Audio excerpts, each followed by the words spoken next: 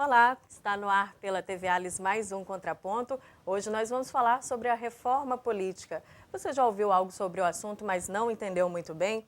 Pois então acompanhe o nosso bate-papo. Estão aqui com a gente para falar sobre o assunto o especialista em Direito Eleitoral, Marcelo Ferreira Pinto, e também o cientista político Mauro Paiva. Há mais de 15 anos, a reforma, que prevê mudanças no sistema político, eleitoral e partidário, vem sendo discutida no Congresso Nacional. Mas as manifestações populares que se espalharam pelo país em meados de 2013 trouxeram o tema de volta ao debate. Fim do financiamento empresarial de campanhas, unificação das eleições municipais e gerais e também o fim da reeleição com mandato único de 5 anos para o Poder Executivo são alguns dos pontos em questão da reforma. Bom, Marcelo, se eu começo com você, esses são apenas alguns dos pontos, né? Mas o tema é bem mais complexo. O que você julga de mais importante dentro dessa reforma? O tema é amplo e complexo. Até é difícil estabelecer dentro dessa complexidade e da essencialidade desse tema na atualidade, na democracia brasileira, quais seriam os pontos mais fundamentais. Mas, em linhas gerais, eu citaria esses que você já ressaltou, e ainda a questão da disputa eleitoral em coligações partidárias, o voto em lista aberta ou fechada, a questão dos suplentes de senador, né, as relações entre partidos que disputam unidos ou não as eleições, a relação do eleitorado com esses partidos políticos e a relação entre poderes de forma geral. Obviamente, quando se discute reforma política, se prioriza a análise da lei eleitoral, que é a lei que trata do exercício de direitos políticos, que vem desde a Constituição Federal, da lei dos partidos políticos, a lei das eleições e a lei das inelegibilidades, mas obviamente que a relação entre poderes é muito importante ser discutida também no contexto de uma reforma política para tentar aperfeiçoar esse jogo democrático, esse sistema de freios e contrapesos que regula a relação entre judiciário, executivo e legislativo, para que não haja, por exemplo, usurpação de competências, para que um poder não se intrometa excessivamente na esfera do outro. Então, dentro desse conjunto de temas que é muito importante, eu destacaria esses, além dos que você citou na pergunta. Certo. Agora, Mauro, essa questão já vem aí se estendendo há pelo menos 15 anos no Congresso, né? Voltou à tona com as manifestações de 2013, a questão da campanha agora, das eleições, né? Foi uma campanha muito acirrada e que demonstrou o que já está bem claro, que a população está insatisfeita com o atual sistema político que a gente tem. Esse seria o momento adequado para a gente falar de reforma política? Eu acho que a gente tem que pensar e analisar alguns fatores antes de discutir diretamente a reforma política. Como você falava lá em junho de 2013, o IBOP fez uma pesquisa na época para aferir se aquelas pessoas estavam afim, né, dispostas a uma reforma política. Esse índice alcançou 83%. Então é um indicativo assim, bastante interessante em nível social.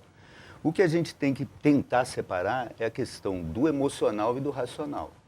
A gente está em pleno, né, assim, vigor ainda de uma eleição presidencial mais acirrada, mais disputada dos últimos anos, e isso não pode ser o elemento que vai fazer com que uma reforma política fuja dos critérios racionais.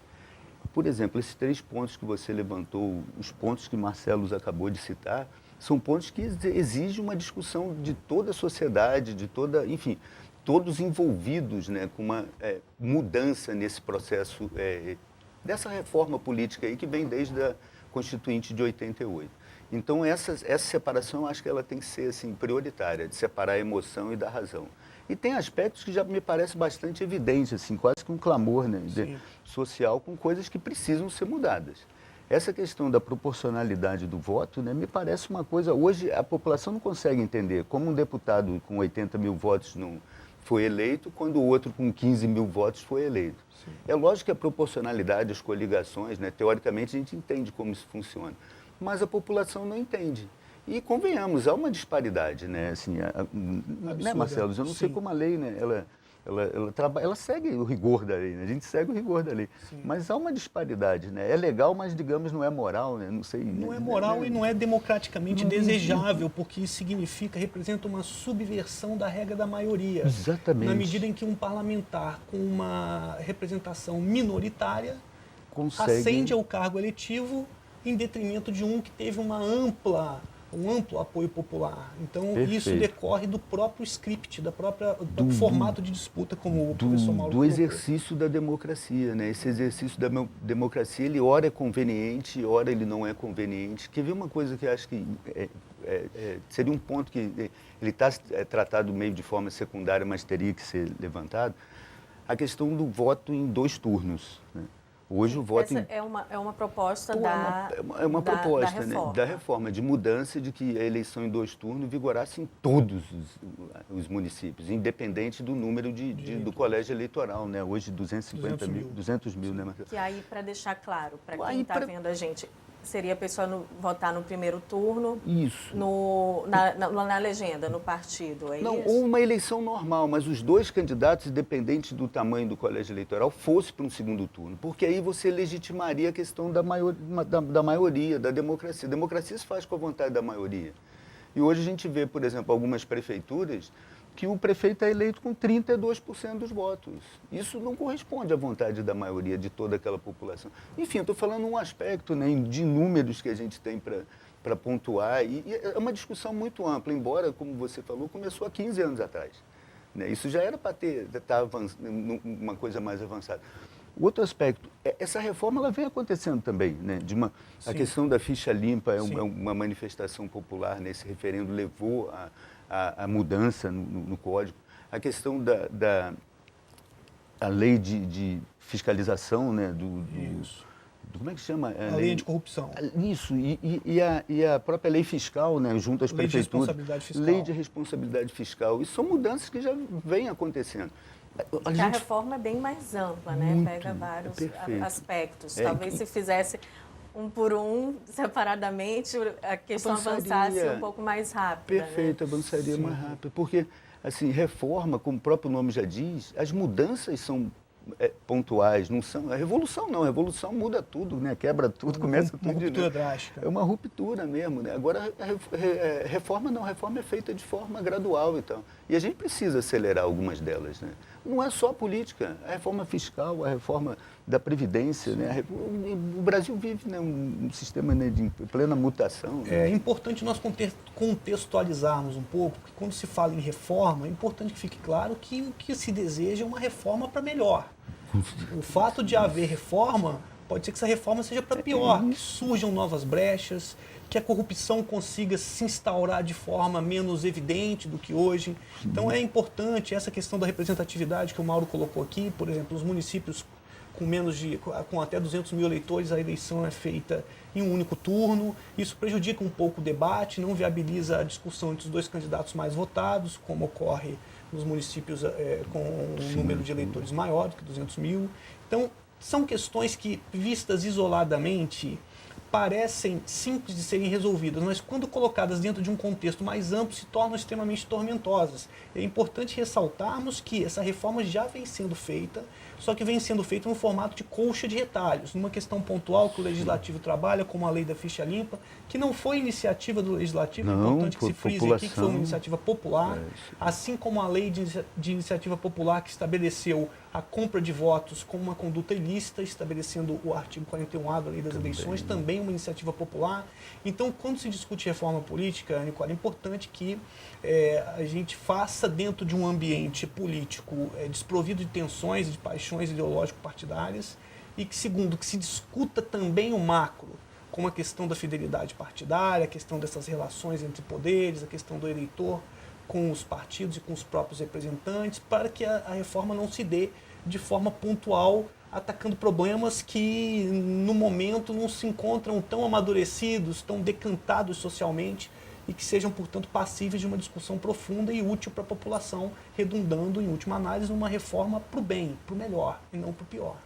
Então, existe, inclusive, uma proposta de iniciativa popular contemplando alguns pontos da reforma, né? Esse é um outro ponto central nessa reforma, que é como que isso vai acontecer. É o Congresso que vai elaborar o projeto, já tem a PEC, né, tramitando, está parada. Tem a questão, vai ser o plebiscito, a população que vai ser consultada se quer esse ponto, assim ou assado ou não. Então, isso também acaba travando um pouco, né, o avanço dessa reforma. Certamente. Eu acho que tem um ponto aí que precisa assim, a gente destacar também, que é a participação, né? Como o Marcelo falou, a participação coletiva disso e o entendimento que o próprio cidadão tem que ter. Assim, é lamentável que só em época de eleição se prioriza voto, fala sobre voto e tal. Mas esquece de um ponto, assim, se a gente pegar a questão da teoria para você chegar numa mudança prática, só existe mudança dentro do contexto republicano, igual o nosso modelo de gestão, via partido. O voto é um instrumento, mas o partido é a ferramenta de mudança. E as pessoas não têm noção disso. Enquanto as pessoas não se filiarem a um partido político, elas não vão conseguir mudar. Porque a nossa história hoje, ela mostra isso. O nosso voto hoje, ele é culto à personalidade. Mas hoje em dia existe uma crise também, né, que são muitos partidos, que não tem mais ideologia nenhuma e as pessoas não se identificam com esses partidos. Mas o pluripartidarismo é democrático. A gente não pode criticar o pluripartidarismo. O bipartidarismo é que deixa a desejar. A questão não é o número de partidos, a questão é as pessoas entenderem a importância do partido. Que sem o partido, o Marcelo, especialista nessa área, ele sabe disso. Assim, eu estou falando a visão da teoria política. Junto à questão jurídica, a mudança só existe via partido. São os partidos que formam as composições, as coligações que a gente fala, que criam essas distorções. Então, enquanto as pessoas não se derem conta de que a participação política é tão importante no processo de mudança, a mudança dificilmente vai ocorrer, porque vai ser sempre em prol de uma pessoa. A gente acabou de ver isso de novo. É Tiririca em São Paulo, é Romário no Rio, é Amaro Neto aqui no Espírito Santo. Nada contra essas pessoas, evidentemente. Mas o culto à personalidade é prejudicial ao modelo da democracia. Principalmente nesse modelo jurídico que a gente tem, que um deputado desse leva 4 outros, que cria essa distorção, que um deputado é eleito com 2.000 votos e o outro com 80 mil fica de fora. Que é o que deve mudar, então, com o caso da proporcionalidade. Essa questão, a reforma contemple essa questão. Sim, o eleitor precisa ter em mente que quando ele vota no candidato, nominalmente, mas vota também na legenda, no partido político e no grupo de partidos que integra a coligação. Então, ao votar no candidato de sua preferência e, consequentemente, no partido ao qual ele se filia, ele está elegendo também candidatos que fazem parte de outras legendas com os quais ele não mantém qualquer tipo de afinidade ideológica. Então, ele está contribuindo também para a ascensão de pessoas, algumas delas até descredenciadas moralmente, legitimamente, despreparadas para o exercício do mandato.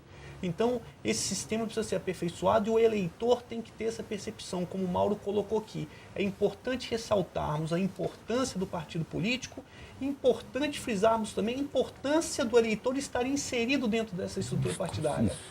Uma vez eu perguntei numa palestra... Porque a democracia, ela é representativa, né? É representativa, o mandato é representativo.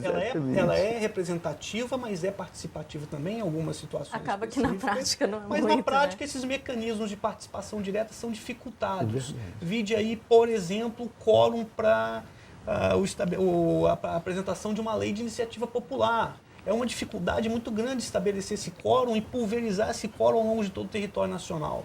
Então, isso é uma forma de enfraquecimento da participação direta. Então, dentre alguns princípios basilares de uma boa reforma, penso eu, as questões mais macro precisam ser discutidas. Por exemplo, a questão da participação direta do eleitor, né? Um fortalecimento dos mecanismos de participação direta, a questão do recall, que não existe no Brasil, que é a demissão do parlamentar eleito, caso ele não cumpra um bom mandato e não se permaneça fiel às promessas de campanha. Isso no Brasil hoje não existe, o mandato é representativo, não é impositivo, não existe a ferramenta do recall, como em outros países.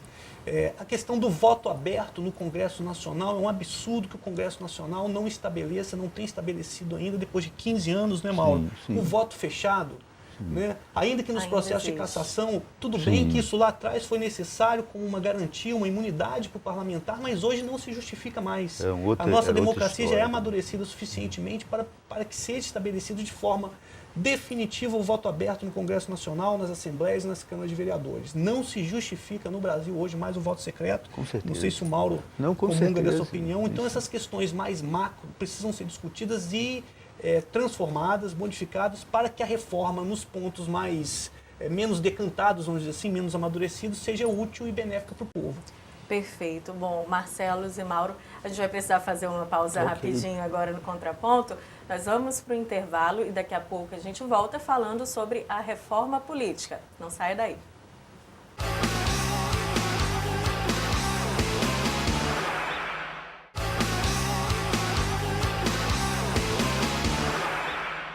Estamos de volta com o Contraponto, hoje falando sobre reforma política. Os nossos convidados são o especialista em direito eleitoral, Marcelo Ferreira Pinto, e o cientista político, Mauro Paiva. Bom, eu quero saber de vocês, assim, essa questão, a gente tocou rapidamente sobre a forma como será feita essa reforma, se por meio de uma constituinte exclusiva, do plebiscito, né, a consulta por meio do plebiscito, ou também por meio do referendo. O que vocês pensam sobre isso? Alguns falaram, a proposta da presidente eleita, né, Dilma Rousseff, foi inicialmente o plebiscito. Seria uma questão muito complexa para a gente tratar por meio de um plebiscito, consultar a população, o que ela pensa sobre determinado ponto, por exemplo, a reeleição, a questão das coligações. Seria muito difícil conseguir fazer com que a reforma avançasse dessa forma? Quer falar, Marcelo? Pode falar. Olha só, de novo a gente tem que... a gente falou lá atrás, né, a questão do emocional e do racional. Separar isso dentro desse contexto de ver o que agora é mais interessante enquanto reforma, né, enquanto se propõe fazer. Tem determinados assuntos que é conveniente você fazer um plebiscito ou fazer um referendo para ouvir, enfim, o que a população pensa sobre aquele aspecto. Agora, tem situações que são meramente técnicas, assim, de procedimento e de processo que são técnicos, que assim, é só eu não sei como chamaria isso juridicamente, mas é uma mudança na Constituição que rege de forma, de processo legislativo. São pessoas, né, que têm um conhecimento naquela área. E aí eu acho assim, seria inconveniente você abrir isso. Não é, olha só, não quero dizer que sempre que você usa o processo democrático de consultar as pessoas, sempre vai ser o ideal. Só que, olha só, a gente está 15 anos que não consegue caminhar. Se cada ponto levar para uma situação ou de referendo ou de plebiscito, daqui a 20 anos a gente está sentado aqui discutindo as mesmas coisas, talvez, e outras mais novas que foram ocorrendo dentro desse processo. Então, acho que tem, primeiro, eu não sei como isso, mas um grupo, né, de excelência, né, a constituinte exclusiva, por exemplo, seria um uma grupo, sei lá, de pessoas com saber, com pessoas com diversas áreas do conhecimento, sem interesses políticos, sem né, que não sejam do meio político. Perfeito, sem interesse político e partidário e tal, e que pessoas técnicas, especialistas, com a meritocracia, né, de estar ali julgando sobre o assunto. E eu acho que o caminho é esse, para acelerar o processo. Senão, né, assim, não dá para tudo fazer. Na minha opinião, não sei juridicamente como... Sim, a minha opinião é alinhada com a do Mauro. 3 aspectos que eu destacaria aqui. O primeiro deles é que a presidenta reeleita prometeu esse plebiscito ou um referendo no calor da disputa eleitoral e não há clima, não há temperatura política capaz de suportar uma consulta popular nesse momento, né? Uma consulta como essa deveria ser realizada de forma mais num ambiente desprovido de paixões partidárias e ideológicas. Numa última manifestação em São Paulo, até a volta do governo militar foi pleiteada pela população. Então, a população, quando reunida, nem sempre é dona da razão. Então, esse é um outro aspecto. Vamos consultar a população? Vamos consultar, quer seja através do plebiscito, e aí já destacando, o plebiscito é uma consulta anterior à prática do ato legislativo ou administrativo que se pretende implementar, e o referendo é uma consulta posterior à edição do ato legislativo ou administrativo. O Congresso aprova a matéria e põe a consulta, a população se a população aprova ou não. Aprova. Entende? Lembrando que essa decisão não é vinculante. O Congresso pode tomar um outro rumo depois de ouvir a população. Independente de ter aprovado ou não, eles podem manter. Então, se vamos consultar a população, que a população seja previamente informada acerca do teor dessa consulta. Porque será que a população saberia responder hoje se é favorável ou não ao voto aberto voto em lista aberta ou em lista fechada? As coligações, a fidelidade partidária. O que é fidelidade partidária? A população estaria habilitada em termos quantitativos, porque o voto no Brasil ele é quantitativo, um homem um voto, o voto é igual para todos, tem o mesmo peso. Então, será que a população tem condições de se manifestar sobre um tema de tamanha importância? Então, primeiramente, a questão do ambiente político, que, a meu sentir, não é favorável agora, passados poucos dias aí da eleição presidencial, como o Mauro ressaltou, a mais disputada desde o processo de redemocratização do Brasil. Segundo ponto, a população precisa ser instruída, de fato, sobre o que se pretende consultar. E o terceiro ponto é que esse plebiscito ou referendo pode se tornar inútil em alguns aspectos. Por exemplo, seria útil uma pergunta se a população almeja moralidade na política? Ou moralidade nos gastos públicos? Precisa consultar a população para isso? Para aprovar uma lei anticorrupção?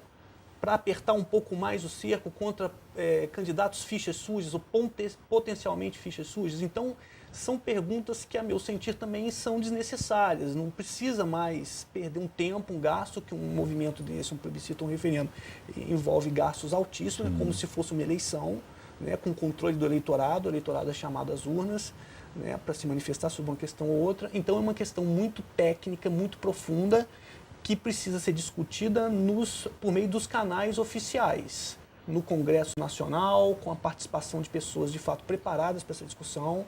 O ideal seria uma Assembleia constituída exclusivamente para tal fim, composta por membros sem mandato eletivo, escolhidos na sociedade, exclusivamente para essa finalidade, para esse debate, para que a reforma avance. Senão, como o Mauro colocou, daqui a 15 anos nós vamos estar sentados aqui novamente, discutindo exatamente os mesmos pontos e sem avanço nenhum, né? Sem falar que isso também traz um outro problema para o sistema de forma geral, Mauro, que é a questão da reforma pontual feita pelo Judiciário, porque a Justiça Eleitoral tem competência para editar resoluções normatizando as eleições, né? Então, a fidelidade partidária no Brasil, por exemplo, foi disciplinada por um ato infralegal, uma edição de uma resolução do Tribunal Superior Eleitoral. Então, é importante que o Legislativo avoque para si a missão constitucional que lhe é atribuída. Mas será que eles querem? Porque então, isso, é nesse ponto que eu ia citar. é Uma a comissão independente avançaria com a reforma. que eles Penso são eu que o Congresso eleito não diretamente atingidos. por essas mudanças. E o Congresso não vai fazer. O que eu vejo hoje de positivo, assim, eu falo, são otimistas, é a questão que envolve hoje os aspectos de controle. Né? Hoje o controle ele é muito mais eficiente do que a gente existia 10 anos, 12 anos atrás, 20 anos atrás. Então a população hoje ela é muito mais informada. O que a gente, aliás, é o outro ponto, né, que me lembrei agora das questões das redes sociais, né? Isso é uma coisa que tem que entrar em pauta urgentemente numa reforma política. Informada ou desinformada, né? A gente tem acesso, mas às vezes são tantas coisas que circulam pelas redes sociais, por exemplo, informações falsas. São coisas assim absurdas, as verídicas e as mais completas absurdas. Eu não sei como juridicamente isso hoje está sendo tratado, porque é muito contemporâneo, né? O que as redes sociais fizeram nessas últimas eleições majoritárias foi algo nunca visto. Então, precisa de legislação específica para um certo controle disso, né? Porque a gente viu uma briga, uma enxurrada de inverdades de um lado, uma enxurrada de inverdades do outro, assim. Pesquisas eleitorais conflitantes, uma anunciando um resultado, outra outro. Então, isso é um mecanismo, uma linguagem nova que, pô, hoje essas crianças já são chamadas de nativo digital. Eles acessam isso. Então, como essa ferramenta vai ser tratada daqui a 4 anos nas eleições? Né? Que tipo de sanções, que tipo de liberdade, enfim. E isso hoje é um aspecto assim, tão fundamental quanto a questão da proporcionalidade, da reeleição e tal. A gente não pode pensar em rede social, a questão jurídica da eleição, só daqui a 4 anos, porque senão vai ser o caos. Porque o que a gente viu nessa última eleição, né, não, Marcelo? Absurdo. Um negócio absurdo, assim, como nunca visto. Também, é outro que deve ponto. ser A Constituição Federal, o mesmo dispositivo constitucional que estabelece a ampla liberdade de expressão, veda o anonimato. Isso. Então, a liberdade de expressão no Brasil tem como contraponto a vedação ao anonimato, o que a rede social não assegura. Porque um princípio básico da internet, das redes sociais, é justamente o anonimato. Cria-se ali um perfil, um grupo com a identidade que se quiser. Quer fisicamente, quer ideologicamente. Então, como o Mauro ressaltou aqui, nas últimas eleições, tanto a municipal em 2012, que foi uma eleição suja, Foi uma quando campanha nós começamos a ver isso, quando né? nós começamos a sentir. Quanto essa agora de 2014, nós sentimos isso de forma muito evidente. mais. E há, no momento atual, predomina um sentimento de desregulamentação da internet, de não, né, a internet é considerada juridicamente um ambiente livre, né, relativamente livre, ou seja, pode-se tudo em nome da liberdade de expressão, os mecanismos de controle são ineficazes para coibir qualquer tipo de prática ilícita, então essa questão que o Mauro está colocando Será que estamos também preparados? Né? é um ponto. Será que estamos preparados para trabalharmos também a regulamentação da internet? Sim. Será que na esteira dessa regulamentação não viria também a regulamentação da imprensa, por exemplo? Exatamente. Que aí já seria um retrocesso. Então, é complicado. as questões são muito complicadas. Quer dizer, nós não vamos ter tempo aqui de nos aprofundarmos em todas elas, mas... De qualquer forma, vão sempre agradar uns e desagradar sempre. outros. Não existe sistema perfeito fato. e imune a riscos, né, a problemas. E não chegamos a uma dezena de pontos que a gente falou aqui. Sem dúvida. E estamos falando em centenas, né? É então, verdade. Eu vou aproveitar, a gente está chegando ao finalzinho do programa, dar um minutinho para cada um, fazer as considerações sobre essa questão da reforma política, até talvez algo que a gente não tenha abordado. Vocês podem ficar à vontade.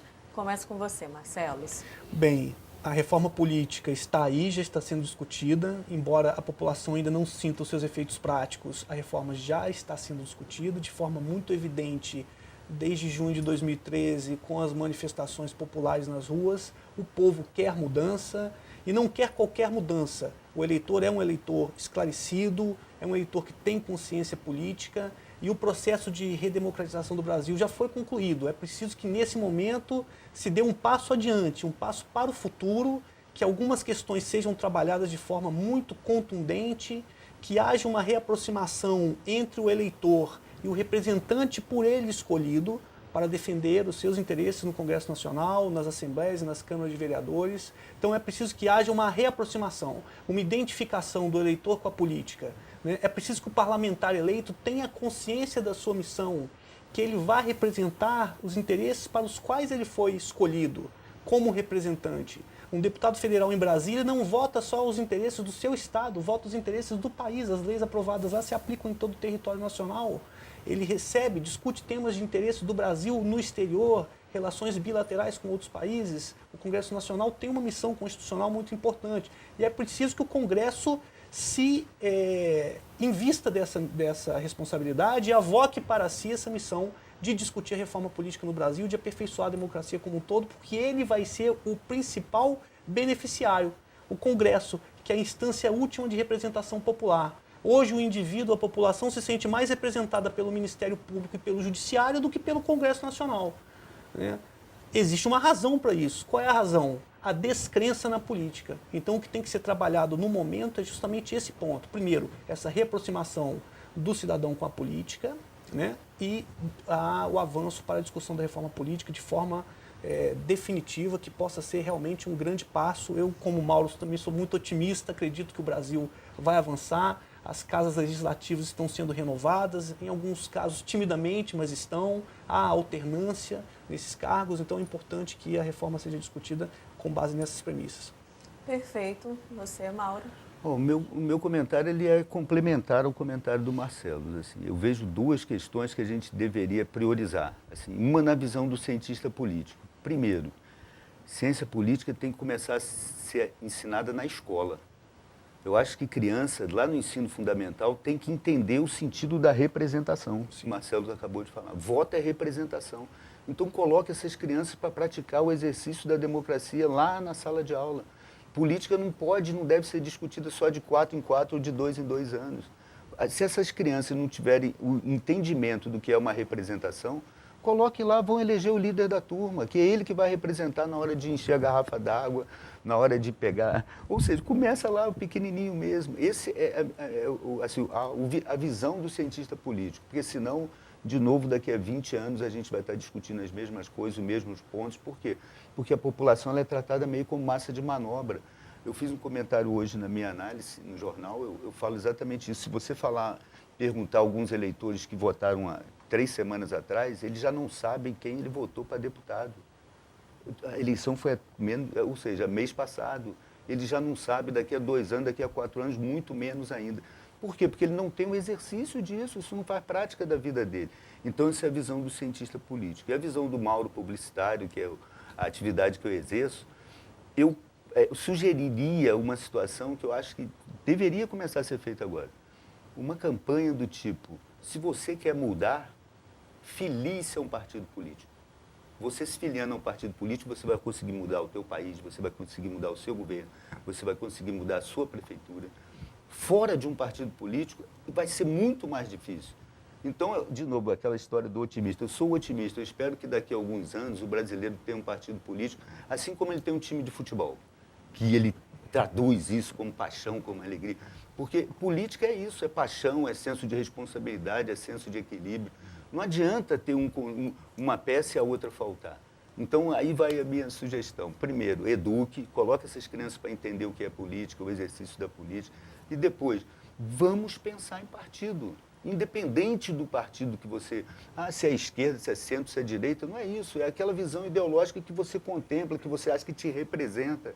Vai lá, filie-se, participe, cobre do seu representante. Porque se você não cobrar desse representante, ele pode agir em seu nome do jeito que ele quiser. Bom, tá dado o recado. Mauro Paiva, cientista político, Marcelos Ferreira Pinto, especialista em direito eleitoral. Muito obrigada pela presença de vocês aqui no Contraponto. Obrigada também a você de casa que acompanhou o programa com a gente. Nós falamos sobre reforma política. Lembrando que você também pode assistir esse programa no nosso canal no YouTube. Basta acessar Alice Comunicação Contraponto, lá estão disponíveis outros programas também e você pode mandar a sua sugestão de assunto, crítica, para o e-mail que aparece aqui na tela. Obrigada e continue acompanhando a programação da TV Alice, Canal Cidadão.